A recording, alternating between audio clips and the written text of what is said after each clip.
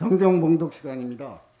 성경 말씀은 데살로니가전서 4장 13절로 5장 11절입니다. 한 절씩 교독하겠습니다. 형제들아, 자는 자들에 관하여는 너희가 알지 못함을 우리가 원하지 아니하노니 이는 소망 없는 다른 이와 같이 슬퍼하지 않게 하려 함이라.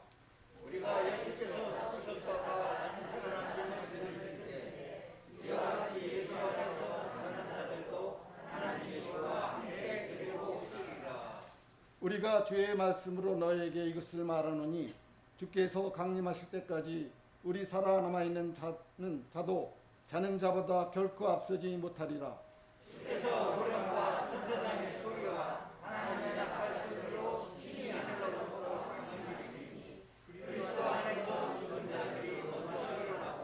그 후에 우리 살아남은 자들도 그들과 함께 구름 속으로 끌어올려 공중에서 주를 영접하게 하시리니 그리하여 우리가 항상 주와 함께 있으리라.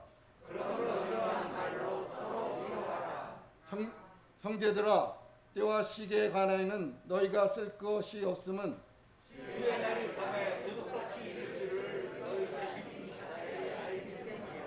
그들이 평안하다 안전하다 할 그때에 임신한 여자에게 해산의 고통이 이름과 같이 멸망이 갑자기 그들에게 이르리니 결코 피하지 못하리라.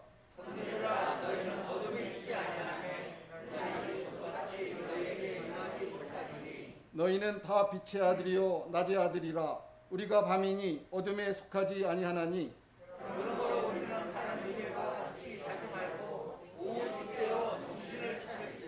자는 자들은 밤에 자고 취하는 자들은 밤에 취하되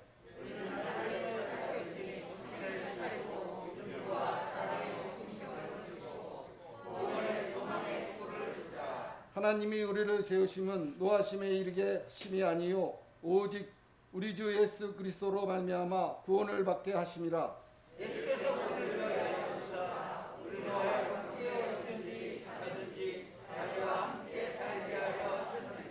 같이 읽겠습니다. 그러므로 피차 권면하고 서로 도로 세우기를 너희가 하는 것 같이 하라. 아멘. 네, 이렇게 저희 교회를 후원해 주시고 또 기도해 주시고 또 귀한 교회에서 말씀으로 섬길 수 있게 불러주셔서 감사합니다. 앞선 찬양이 너무 뜨겁고 또 은혜로워서 뭐 한 90% 이상 다 하신 것 같아요. 그래서 설교를 해야 되나 말아야 되나 앉아서 걱정을 좀 했는데 제가 나머지 10%만 채우고 가도록 하겠습니다. 마스크를 쓰고 설교한다 그러셔서 제가 잠깐 벗고 인사만 드리고 여러분들의 안전을 위해서 바로 쓰도록 하겠습니다. 제가 세수를 전체 다 했기 때문에 벗어도 괜찮을 겁니다.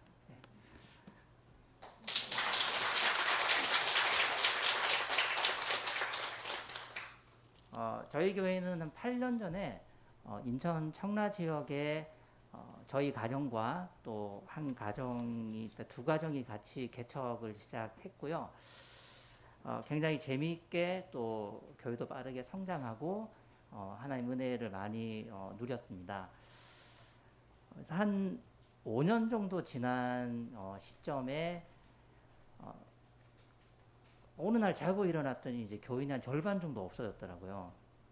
그래서 뭐 이단에 가거나 그런 건 아닌데 더 이상 이제 저와 함께하지 못하겠다고 그래서 이제 굉장히 이제 시리에 잠겨 있었는데 그때 마침 이제 박일천 목사님 뭐 후원 요청권 때문에 이제 전화도 주시고 해서 또 예서만 교회의 그 헌금과 격려가 굉장히 저희에게 큰 힘이 됐고 우리가 이 교회를 이렇게 선교에 협력하고 이렇게 돕고자 하는 교회들이 있는 이상 이 교회를 지속할 수 있겠다고 결심하는데 아주 큰 위로가 됐던 기억이 지금도 남아 있습니다.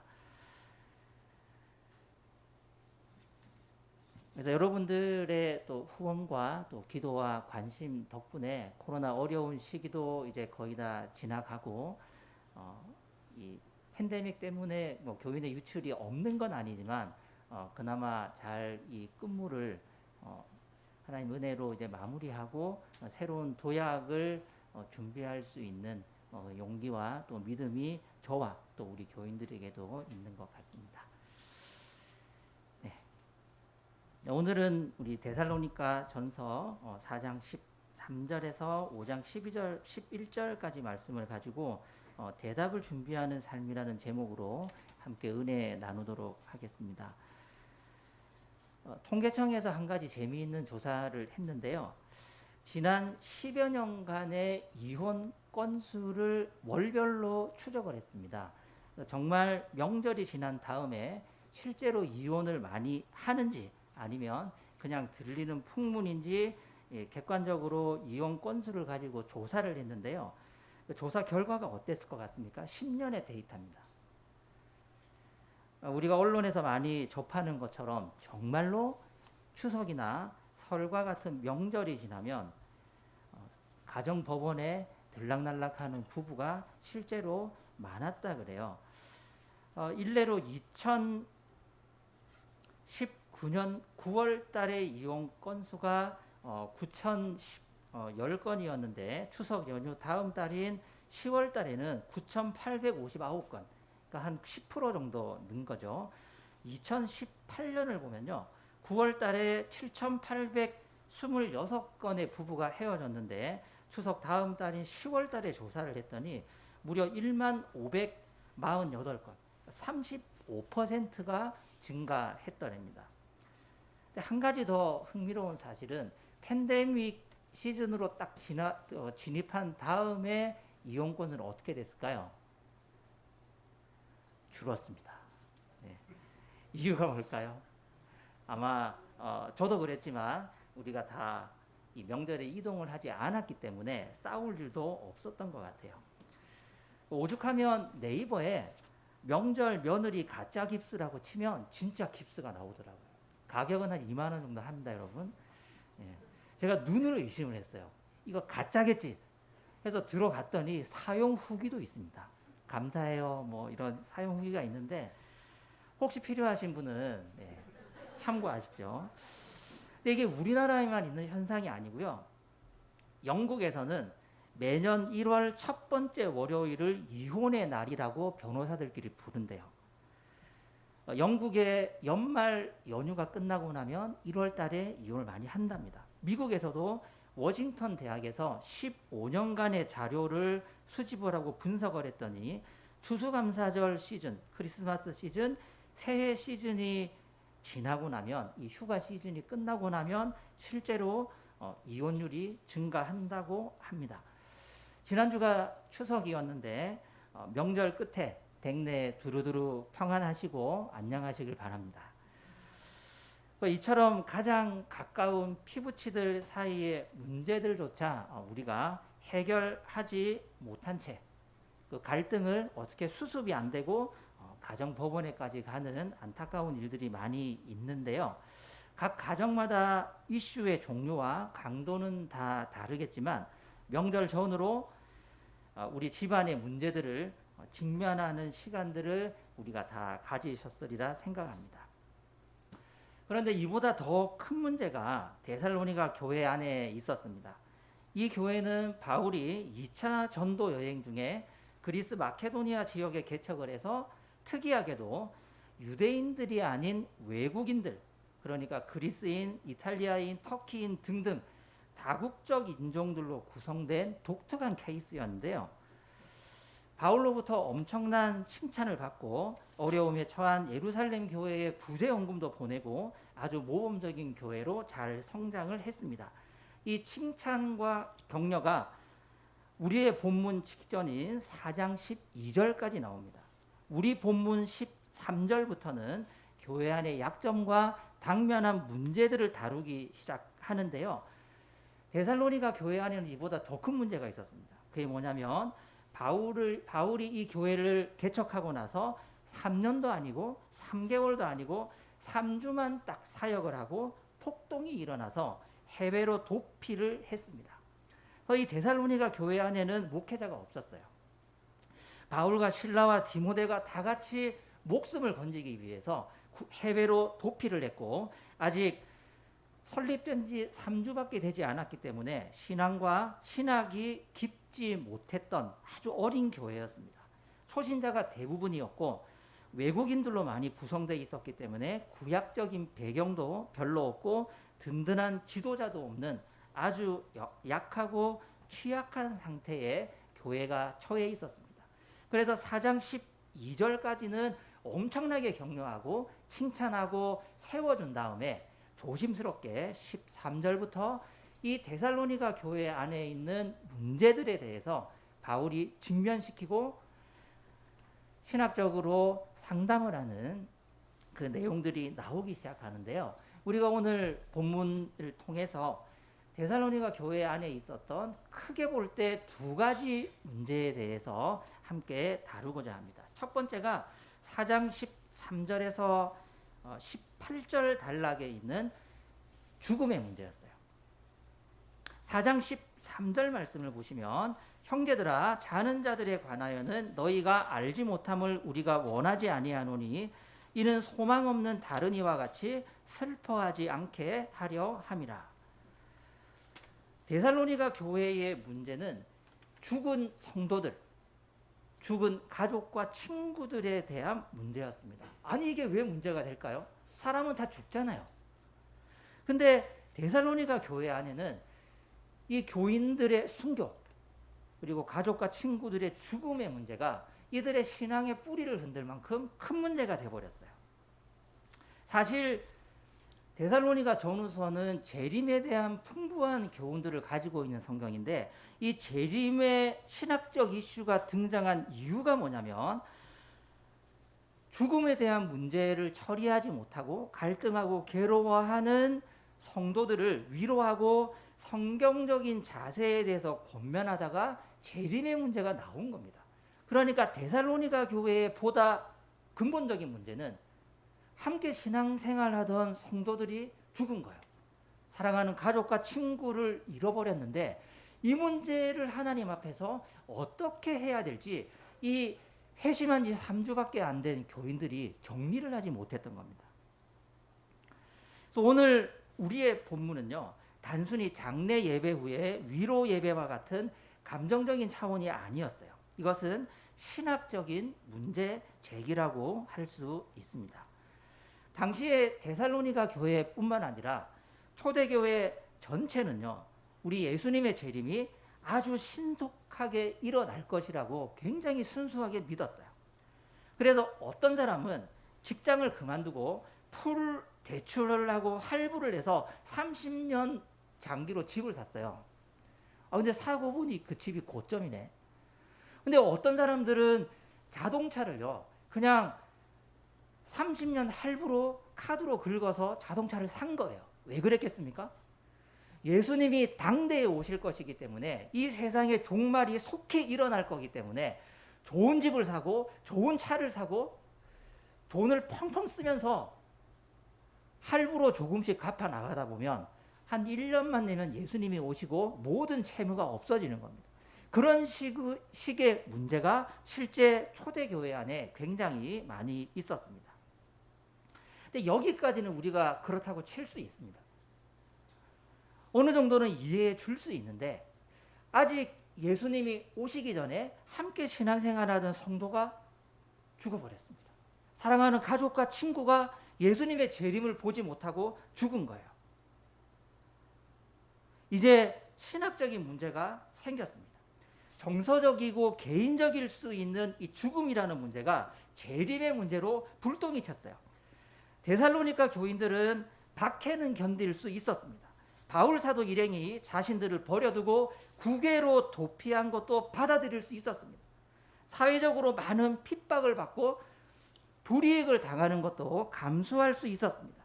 그런데 수많은 동료 신자들, 사랑하는 가족과 친구들이 예수님의 재림 전에 순교하고 죽는 것은 이해할 수가 없었습니다. 우리는 살다가 보면 의외로 이런 경험을 자주 하곤 하는데요. 제가 가장 기억에 남는 경험이 세월호 사건이었어요. 이 사건의 핵심은 해상 조난 및 구조 실패 사건이었는데 이게 신학적으로 하나님은 그럼 그때 무엇을 하셨나? 하나님은 그때 무엇을 하셨길래 300명이 넘는 아까운 어린 생명들이 바다 밑으로 가라앉는 것을 보고만 계셨나 하는 하나님의 주권 문제가 신학적으로 제기되기 시작했습니다. 제가 많은 기사들을 그 당시에 봤었지만 마침 저희 아이가 그때 수학여행 갔었거든요. 근데 교회 오전 모임을 하러 어떤 집사님 가정에 갔는데 TV를 틀어놨더라고요. 아니 큐티 나눔을 하기 전에 TV를 튼 적은 여태 없었거든요. 그 뉴스를 봤더니 막 그 사고가 난 장면들을 틀어놓고 있더라고요. 순간 그 카메라를 찍을 때 이게 조리개가 안 맞고 초점이 흐려지는 거 있잖아요. 우리 애가 수학여행 갔는데 눈에 약간 초점이 제가 없어지더라고요. 근데 뉴스를 보다 보니까 우리 아이는 비행기를 탔는데 사고 난 건 배더라고요. 근데 정말 지금도 제 마음속에 한 번씩 굉장히 죄송스러운 게 제일 먼저 든 생각이 다행이다였습니다. 우리 애는 비행기를 탔으니까 사고를 안 당했기 때문에 정말 다행이다라는 생각이 제일 먼저 들었어요. 이게 굉장히 미안했습니다. 그 사건을 겪고 난 다음에 세월호 유가족 중에 76명의 부모가 기독교인이었는데요. 그 중에 80%가 다니던 교회를 다 떠났습니다. 이해가 되십니까, 여러분? 고통을 당했고 어려움을 당했고 마음이 상해 있는데 왜 80%의 부모가 본인이 다니던 이 좋은 교회를 떠납니까? 더 있어야 되는 거 아닌가요? 위로받고 다시 힘을 내고 하나님에서 소망을 발견하기 위해서 더 열심히 신앙생활을 할 것 같은데 정말 이해할 수 없게도 80%의 교인들이 자기가 원래 다니던 교회를 떠나거나 아예 신앙을 버렸어요. 나머지 20%의 부모들도 상처를 부여잡고 꾸역꾸역 그 교회를 다닌다라고 조사된 바가 있습니다. 이건 무엇을 의미합니까? 우리가 저마저도 그 사고를 보고 다행이다라는 생각을 제일 먼저 죄송스럽게 했을 정도로 하나님의 다스림에 대한 신학적인 대답이 전혀 준비되어 있지 않았습니다. 코로나 팬데믹을 겪으면서 우리 예소만교회를 비롯한 많은 교회들이 어려움을 겪었을 텐데요. 비대면 예배라는 거 저도 모태신앙이지만 제가 처음 해봤습니다. 이게 예배야 뭐야 정말 저도 처음 해봤거든요. 이래도 돼? 그런 의문을 가지면서 비대면 예배를 저희가 여러분들 하셨죠, 그죠? 우리가 거기에 준비되어 있지 않았습니다. 팬데믹 문제는 전염병의 문제인데 이게 교회로 불똥이 튀니까 예배적으로 대답을 할 말이 없는 거예요. 무엇이 바른 예배인지 온라인으로 예배를 드리는 것도 하나님의 성령께서 동일하게 막 우리를 찌릿찌릿하게 만들어 주시는 건지 이래도 괜찮은 건지 그래도 와야 되는 건지 우리가 전혀 대답을 준비하지 못한 채 그렇게 신앙생활을 하고 있었습니다. 마찬가지로 데살로니가 교인들 역시 이 죽음의 문제 앞에서 성경적인 대답을 할 수 있는 준비가 전혀 되어 있지 않았습니다. 이들은 예수님의 재림, 예수님이 재림하셨을 때 함께 찬양했던 우리 동료들, 함께 예배했던 우리의 가족과 친구들이 그 예수님을 영접하는 것을 신앙의 승리로 규정했어요. 그런데 아직 예수님은 오지 않으셨는데 죽어버렸잖아요. 그것을 신앙의 실패 내지는 패배로 생각했습니다. 재림도 보지 못하고 죽었으니까 우리가 박해를 받고 고난을 받고 어려움을 겪으면서 이렇게 신앙생활을 하는 것은 실패했다라고 여기는 교인들이 많았습니다. 그래서 14절로 17절 단락을 보면 재림과 부활의 신앙을 확고하게 바울이 한 번 더 잡아주는데요. 이 본문은 우리가 흔히 휴거라고 하죠. 재림이 2번 있다거나 14만 4천 명의 문자적으로 선택된 사람들만 지상 대환란을 피해서 구름 속으로 들려 올라간다는 신천지류의 세대주의 종말론의 이미지가 아닙니다. 앞서간 믿음의 동료들, 사랑하는 가족과 친구들이 이 땅에서 실패한 패배자가 아니라는 우리 산자들과 죽은 자들이 다 함께 영광스럽고 충만한 주님의 임재 가운데 그분을 맞이할 것이라는 위로의 메시지였습니다. 혹시 이번 명절 시즌에 가정의 어려움을 겪으신 성도님들이 계십니까? 직장에, 학교에, 취업에 어려움이 있으십니까? 자녀들의 연이은 실패와 사업의 실패와 인간관계의 고통 속에서 미처 대답할 말을 준비하지 못해서 혼란스러운 적이 있으셨습니까? 우리 주님의 위로가 있기를 기도합니다. 예수님이 재림하실 때 그분이 이 땅에 다시 오실 때까지 이 땅의 성도들은 시대적 상황에 따라서 종류와 강도의 차이가 있을 뿐 언제나 환난을 받게 되어 있습니다.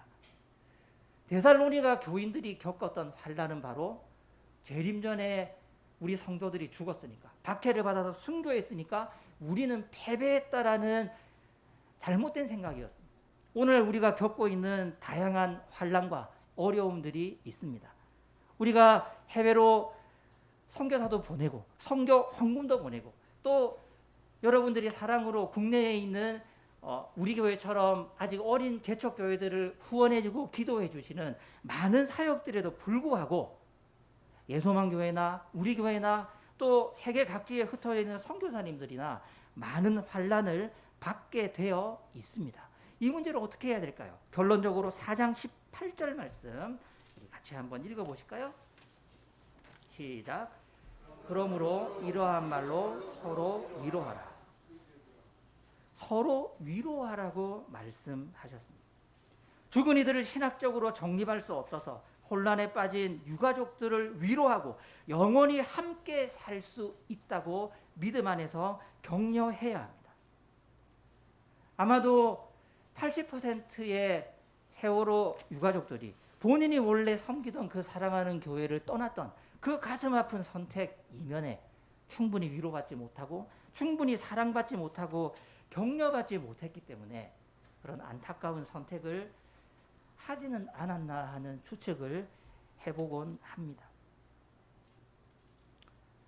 내가 받는 고통, 우리가 받는 고통, 나의 동료 성도들이 받고 있는 고통, 아니 우리 담임 목사님이 받고 있는 고통, 누가 다 알 수 있겠습니까? 누가 다 위로할 수 있겠습니까? 누가 다 이해할 수 있겠습니까? 그럼에도 불구하고 바울 사도는 예수님의 재림에 대한 이 신학적인 예시와 설명 끝에 최종적인 결론으로 그러므로 이러한 말로 서로 위로하고 붙들어주고 한 공동체가 되어서 이 어려움을 이기라고 격려했습니다. 사랑하는 예소망교회 이 공동체 안에 우리 각자가 다는 이해할 수 없어도 서로 완벽하게 공유할 수는 없을런지는 몰라도 이러한 말로 서로 위로하고 격려하는 공동체가 될 수 있기를 간절히 바랍니다. 마지막으로요. 마지막이 절반이거든요. 네. 요지가 2개이기 때문에 마지막으로 5장 1절에서 11절 단락을 살펴볼 텐데요. 5장 1절을 보시면 형제들아 때와 시기에 관하여는 너희에게 쓸 것이 없음은 이라고 단락을 시작합니다. 자, 이제 주님의 위로가 있다는 건 알았어요.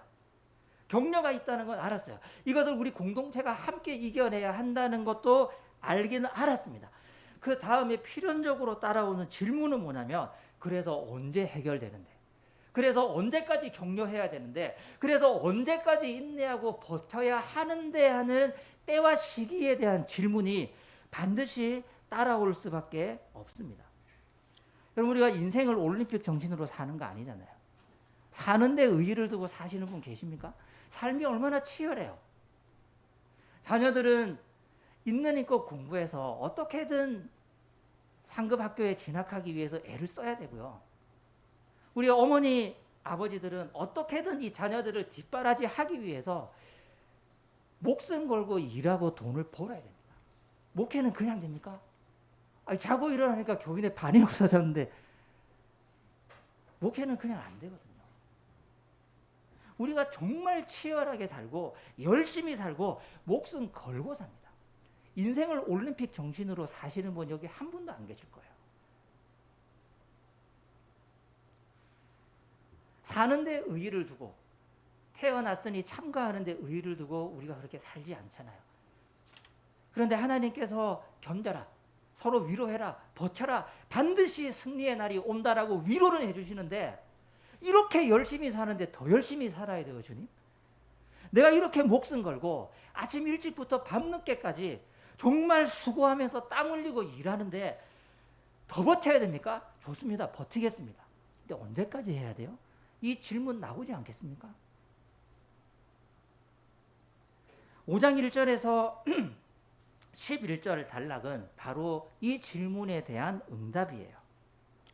그 응답이 뭐냐면 5장 3절 말씀 보시면요, 그들이 평안하다 안전하다 할 그때에 임신한 여자에게 해산의 고통의 이름과 같이 멸망이 갑자기 그들에게 이르리니 결코 피하지 못하리라.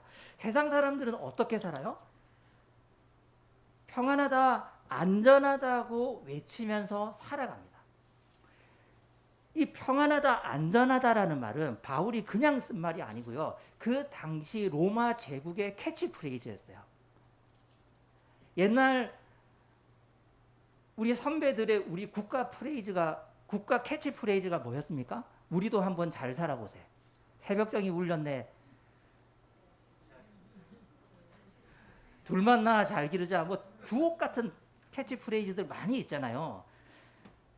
로마 시대의 국가 슬로건은 뭐였냐면은 평안하다 안전하다였어요. 그러니까 이게 그냥 쓴 게 아니고 그 당시 누구나 다 알 수 있는 로마 제국의 모토자 비전을 그대로 가지고 온 거예요. 우리 로마 제국의 모든 백성들은 로마 황제의 깃발 아래서 평안하다 안전하다, 팍스 로마나 평안하다 안전하다, 이게 그냥 귀에 피가 날 정도로 들어야만 했던 구호였습니다.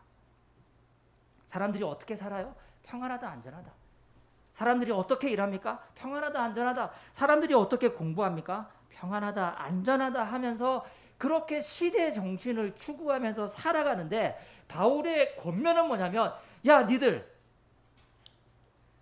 시대 정신이 진리가 아니야. 평안하고 안전하면 그거 잘 사는 거 아니야. 그 경고를 하고 있는 겁니다. 불확실성의 시대에 사람들은 대세를 따라 살기로 결정합니다. 우리가 한 3년에 이은 코로나 불확실성의 시대를 살아가면서 우리도 마찬가지지만 아마도 추측컨대 이 교회 안에도 이런저런 이유로 공동체와 함께하지 못하는 분들이 없지는 않을 것이라고 추측을 할 수 있겠죠, 여러분? 네. 아픔일 수도 있기 때문에 더 이상 기독교가 매력이 없다고 생각하며 상당수가 교회를 떠났다 그래요. 뿐만 아니라 불과 몇 달 전에 여러분, 벼락거지라는 용어 들어보셨나요? 벼락거지? 벼락 부자는 있어도 벼락거지도 있었어요, 우리 사회에. 남들이 다 코인을 하고 주식을 하고 아파트로 수십억 수백억을 버니까 나는 아무것도 안 하고 열심히 일만 했는데 하루아침에 거지가 된 거예요. 그게 벼락거지입니다.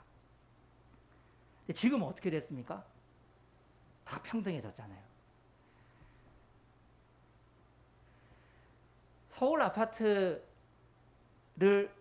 매매한 사람들의 연령대를 조사를 해봤더니 2019년까지 30대 이하의 매입 비중이 30% 정도 됐대요. 너무 높은 것 같지 않아요? 어떻게 30대가 아파트 살 생각을 하죠? 저 지금도 없는데. 그렇다 치고 2020년 8월 한창 유동성이 증가되던 시기죠. 2020년 8월 처음으로 40%대를 넘어섰어요. 뭐가요? 30세 이하의 세대가 서울의 아파트를 산다니까요, 여러분. 세상에. 이게 지난해 7월, 그러니까 21년 7월에는요, 45%까지 올라갔어요. 이 비율이. 거의 절반이잖아요. 올해 초까지만 해도 40% 안팎을 유지했는데 지금, 그러니까 이번 달 통계는 없고 두 달 전 6월 달 몇 %까지 떨어졌는지 아십니까? 24%입니다. 절반 이상 떨어진 거죠. 이게 뭡니까? 평안하다, 안전하다의 결과예요. 사람들이 시대 정신을 따라 살아요. 로마 황제의 깃발 아래 평안하다, 안전하다. 그 시대 정신에 몸을 맡기고 살면 주류가 될 수 있다라고 외치던 시대에 데살로니가 교인들이 살았습니다. 오늘 우리들은요, 야, 코인해라, 주식해라, 아파트 사라. 세상에 소득도 최고치에 오르지 않은 30대 이하가 무려 절반 가까이 서울의 아파트를 겁없이 샀습니다. 왜요? 그것이 평안하다, 안전하다라는 시대 정신이었기 때문에 그래요. 지금 아파트 사지 않으면, 지금 부동산에 몸 실지 않으면 영영 집 살 수 없다. 패닉 바잉으로 엄청나게 샀어요. 근데 지금 20% 초반대까지 그 비율이 떨어졌습니다. 제가 여러분들의 상황을 잘 모르기 때문에 편견 없이 말씀드립니다. 나도 샀는데 그런 분이 없으시기 뭐 잘 모르겠습니다. 통계대로만 말씀드리지만, 예를 들어서 우리가 일전에 겪었던 코로나 시기를 겪으면서 저것이 평안하다, 안전하다, 벼락거지로 살 바에야 나도 한번 수십억 벌어보자라고 해서 너도 나도 했던 투기에 가까운 투자, 너도 나도 아파트 매수에 뛰어들었던 그 고점에서의 구매자들, 어떻게 살아야 합니까? 5장 6절 말씀 같이 한번 읽어보실까요? 같이 읽겠습니다. 시작. 그러므로 우리는 다른 일과 같이 자지 말고 오직 깨어 정신을 차릴지라. 아멘. 우리 앞뒤 좌우 여러분들에게 정신 차립시다 한번 격려해 주시겠습니까? 정신. 네. 이게 평소에 하면 욕 같잖아요. 네. 주일 아침에 들어오는데 장로님이 막 반갑게 압수하면서 정신 차려 이러면 굉장히 기분 나쁘거든요. 지금 맘 놓고 정신 차리며 삽시다라고 우리가 인사할 수 있습니다. 데살로니가 교인들은 재림의 시기를 알고 싶어 했습니다. 우리가 지금 인내하고 핍박을 버티고 있고 견디고 소망 가운데 살고 있는데, 일부 우리 교인들은 이미 순교했는데 그럼 언제까지 버틸까요? 언제까지 우리가 이 상황을 감내해야 됩니까? 데살로니가 교인들은 재림의 시기를 알아서 이 문제를 해결하려고 했었습니다. 독립운동가들이 독립의 날짜를 알았더라면 훨씬 견디기 쉬웠겠죠.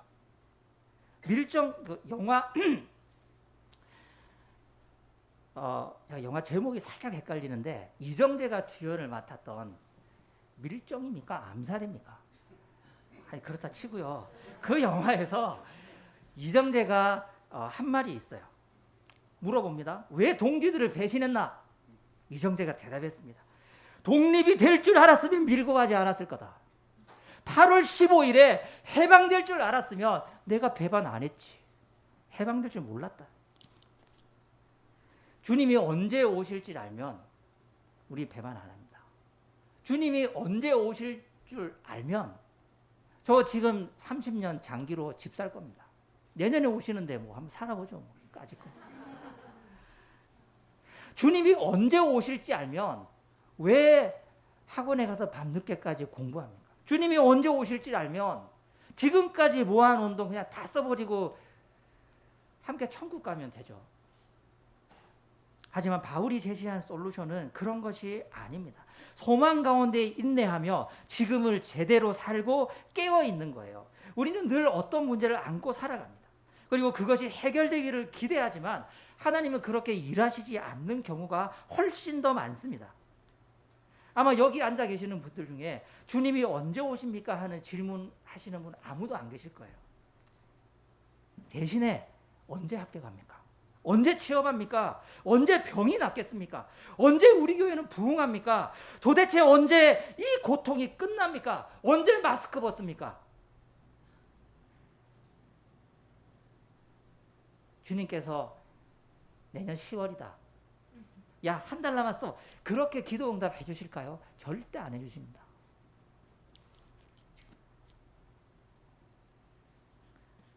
오늘 본문의 대답 역시 데살로니가 교인들에게는 좀 실망스러웠을 수도 있습니다. 하지만 바울 사도의 답변은 한결같습니다. 5장 9절을 보시면요. 하나님이 우리를 세우심은 노하심에 이르게 하심이 아니요 오직 우리 주 예수 그리스도로 말미암아 구원을 받게 하심이라. 예수께서 우리를 위하여 죽으사 우리로 하여금 깨어 있든지 자든지 자기와 함께 살게 하려 하셨느니라. 우리 하나님의 대답은 한결같아요. 지금을 깨어 있고 시대 정신에 물들지 말고 오직 진리로, 오직 하나님의 말씀대로, 오직 하나님께 기도하면서 이 어려운 시기를 인내하고 버티면 반드시 어떻게 한다고요? 너희를 구원해 주시겠다는 궁극적인 약속입니다. 그 구원의 시기가 언제인지 모릅니다. 그 구원의 형태가 어떻게 오는지 몰라요. 그 구원의 방법이, 그 기도응답의 방법이 내가 정말 순수한 마음으로 간절하게 기도하는 것 그대로 성취될지, 아니면 다른 모습으로 올지, 정말로 내가 원하는 대학에 갈 수 있을지, 정말 내가 원하는 그 기업에 취직할 수 있을지, 우리 자녀를 좋은 집안에, 돈 많아서 좋은 집안이 아니고 건강하고 착실하고 믿음 좋고 성실한 남자에게, 성실한 여자에게 시집장가 보낼 수 있을까? 그렇게 기도하는 그 기도의 응답이 정말 내가 하는 그 기도 응답대로 이루어질지 이루어지지 않을지 우리는 아무도 모릅니다. 하지만 분명한 약속은 뭐예요? 하나님이 우리를 세우심은 노하심에 이르게 하심이 아니요 오직 우리 주 예수 그리스도로 말미암아 뭐를 받아요? 구원에 이르는 거예요. 우리의 인생에 반드시 하나님의 구원이 있음을 믿습니다. 이 팬데믹의 끝이 반드시 올 줄로 믿습니다. 우리의 삶을 향하신 그 하나님의 위대하신 구원이 반드시 성취될 줄로 믿습니다. 그것이 믿음입니다.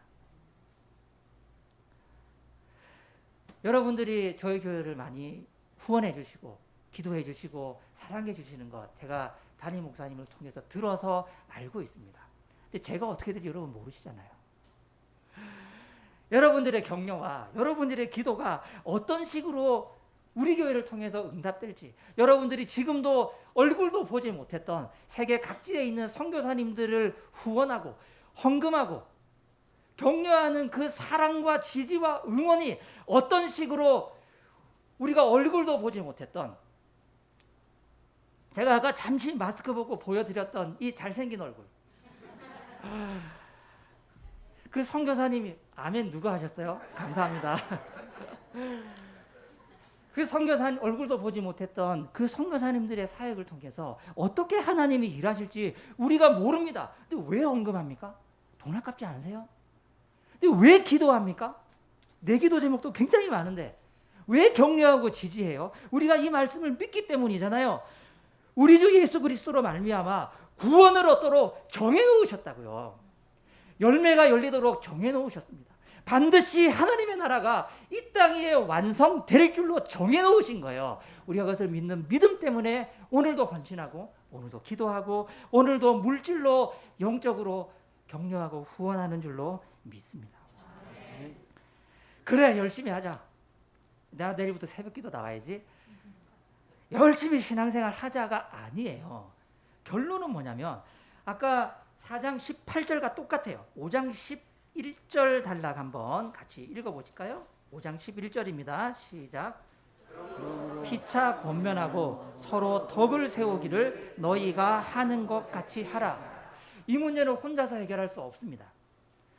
4장 마지막 18절의 결론과 우리 단락의 우리 본문의 5장 11절 마지막 단락의 내용이 똑같아요. 어떻게 하라고요? 혼자서는 할 수 없다. 그러므로 여러분은 지금도 그렇게 하는 것과 같이 서로 격려하고 서로 덕을 세우면서 이 어려운 불확실성의 시대를, 이 위험한 시대를 승리할 수 있고 인내할 수 있고 우리 하나님의 나라가 이 땅 위에 충만하게 임할 때까지 우리가 미처 대답을 준비하지 못하고 혹은 두렵기도 하고 혹은 걱정이 되기도 하고 혹은 가슴 졸이기도 하고 때로 은혜 받으면 좀 괜찮기도 하면서 조마조마하게 그렇게 신앙생활 나 혼자 하는 것이 아니라 힘들고 어려울 때마다 어떻게 하라고요? 함께 붙잡아주고 함께 손을 잡고 서로 답을 찾아 나가는 그 복된 공동체 안에 속해 있으면서 서로 격려하고 서로 덕을 세우라고 오늘 말씀이 권면하십니다. 사랑하는 예소만교회 성도 여러분, 우리 담임 목사님 힘껏 도와드리시고 그리고 저를 돕는 길입니다, 여러분. 힘껏 도와드리시고 우리 목사님도 여러분들을 힘껏 섬기시고 우리 성도들 서로 간에 서로 덕을 세우고 서로 격려하면서 실패가 아니야. 끝이 아니야. 여기까지가 우리의 실패가 아니야. 반드시 구원을 얻게 해주실 거니까 서로 격려하고 서로 이끌어주고 서로 힘이 되어주면서 이 어려운 시기를 승리할 수 있는 우리가 될 수 있기를 바랍니다. 여러분들의 기도와 격려에 힘입어 저희도 반드시 승리하겠습니다.